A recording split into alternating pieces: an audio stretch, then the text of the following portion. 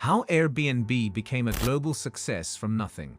If I tell you all hotel rooms are booked tonight and you have no place to stay, what will you do? Would you go to a stranger's home and sleep on some airbed and have cereal for breakfast happily? But forget the traditional thinking and get acquainted with a few people now, because Airbnb revolutionized their approach about staying with strangers and eating their breakfasts happily. Airbnb is a win-win concept for both the host and guest.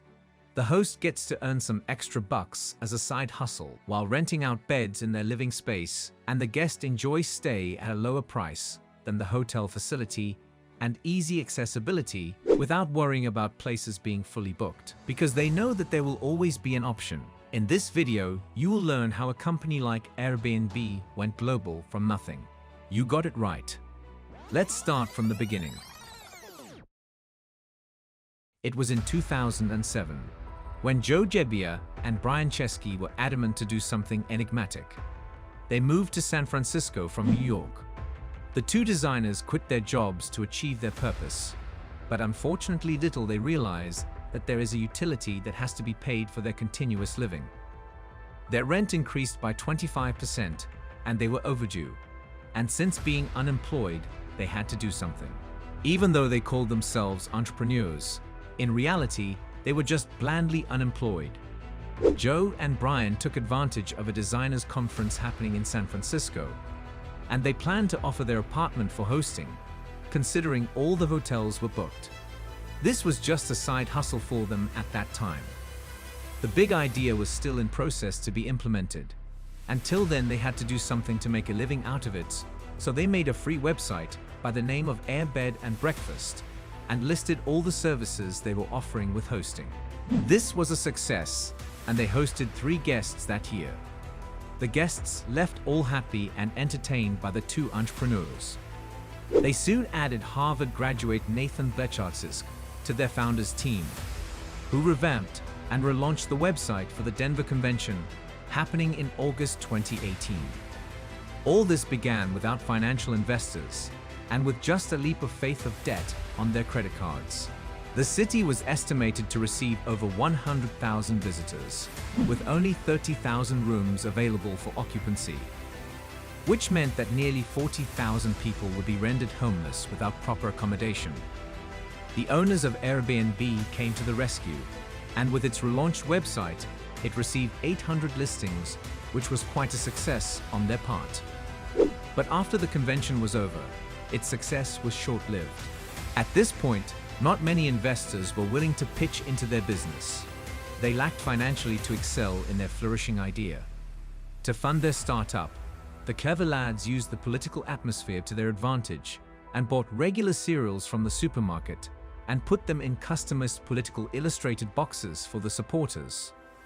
The cereal boxes were labeled limited edition and were advertised as a rare collectible item.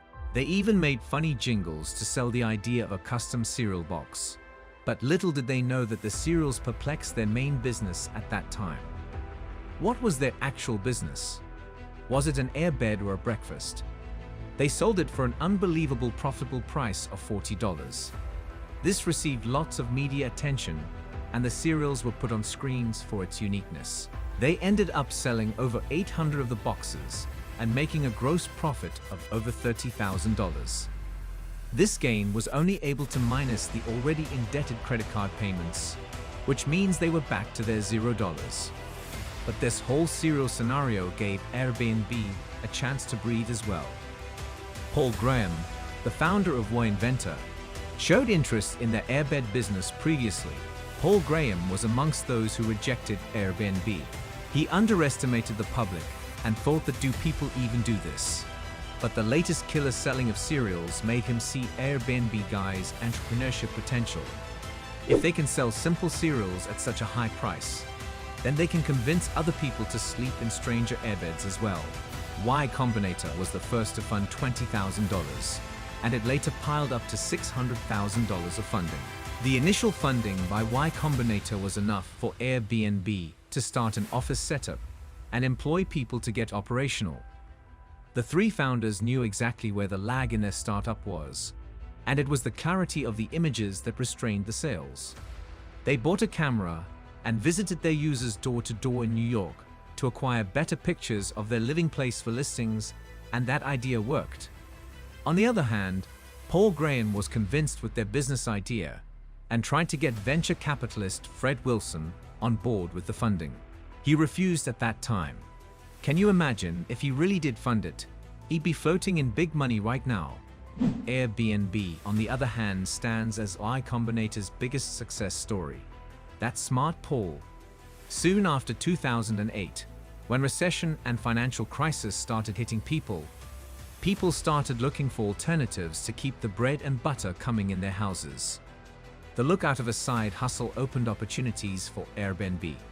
People started listing their rooms for occupancy. To facilitate better selling, the founders made a connection to the hosts and provided them photographers for better pictures, which would in turn attract guests to stay at the pleasant-looking facility. Airbnb's business and revenue model is simple and user-friendly.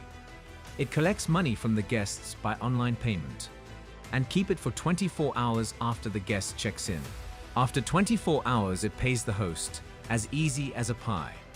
After 2019, Airbnb finally started receiving some traction and the hard work paid off.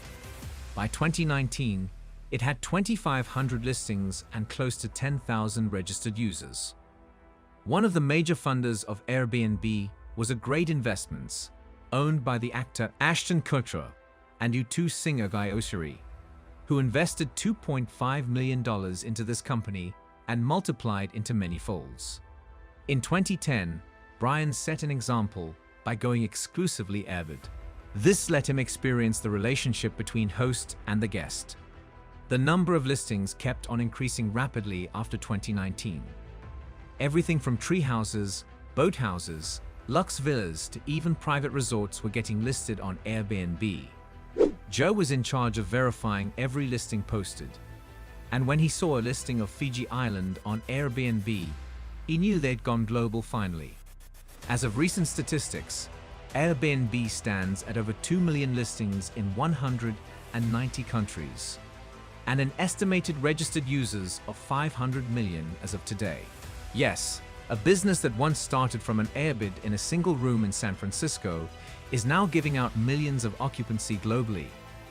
It is estimated to accommodate 2 million people every single night, which is more than any hotel or motel, even when added together.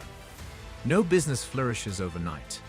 It is struggles and endeavors of years, and a unique idea that leads to a solid company. That marks the end of the journey of hospitality. But the story of Airbnb is far from over, and there's so much more to uncover. So remember to hit that like button, leave a comment, and subscribe to our channel for more game-changing content from Wealth Eagle. Trust us, you won't want to miss a beat. Until next time, stay curious and keep pushing the boundaries of what's possible.